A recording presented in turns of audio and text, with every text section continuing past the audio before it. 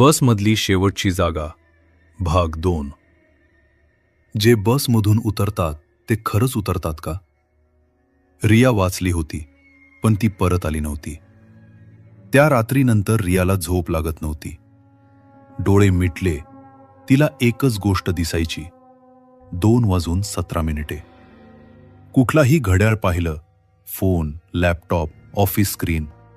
2:17 निमी. Doctor म्हणाले trauma आहे. Police म्हणाले हॅल्युसिनेशन. पण रियाला माहिती होतं, बस तिला सोडून गेलेली नव्हती. ती पुन्हा कामावर गेली. पहिल्याच दिवशी तिच्या डेस्कवर एक फाईल होती. कोणतं नाव नाही, फक्त एक शीर्षक, रूट 217, क्लोज्ड केस. फाईल उघडताच तिचे हात थरथर कापू लागले. अपघातात मृत्यू पावलेल्यांची यादी. 1, 2, 3, 6 नावं. पण खाली पेन्सिलीनं लिहिलेलं 7वी जागा रिकामी. त्या रात्री रिया मुद्दाम बस स्टॉपवर गेली. ती स्वतःला सांगत होती, हे सगळं माझ्या डोक्यात आहे. घड्याळात 2:16. हवा अचानक थंड झाली. स्ट्रीट लाईट लुकलुकला. 2:17. ती बस आली. यावेळी डिस्प्ले बोर्डवर वेगळं काहीतरी होतं. Route 217, return trip. रिया बसमध्ये चढली. यावेळी सगळे प्रवासी तिच्याकडेच पाहत होते.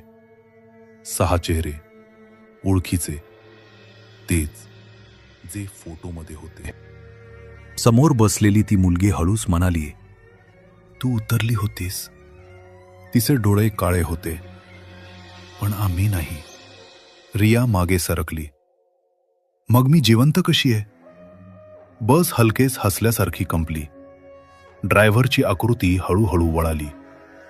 कारण तो आवाज बसच्या भिंतीतून येत होता. तू अजून पूर्ण भरलेली नाहीस. अचानक बस थांबली. दार उघडलं. बाहेर रिया स्वतः उभी होती. तशीच, त्याच कपड्यात, त्याच जखमेच्या खुणांसह. ती दुसरी रिया आत आली आणि थेट शेवटच्या जागेवर बसली. डिस्प्ले बोर्ड बदलला. नेक्स्ट स्टॉप अकॅप्डन्स. समोरची रिया हळूच म्हणाली, आता तू इथली आहेस. खऱ्या रियाच्या डोळ्यातून अश्रू वाहू लागले. माझं शरीर बाहेर आहे. त्या सगळ्यांनी एकसारखं मान हलवली. बस पुढे निघाली. आता रिया काचेत दिसत नव्हती. दुसऱ्या दिवशी सकाळी रिया ऑफिसमध्ये आली, हसत, नॉर्मल. कुणीही काही ओळखलं नाही. पण ती आता आरशात पापणी लवत नव्हती. त्या रात्री नवीन मुलगी बस स्टॉपवर उभी होती. पाऊस, फोन बंद, ऑटो नाही.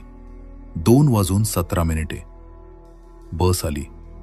आत 7 प्रवासी होते आणि एक रिकामी जागा. रिया हळूच सरकली.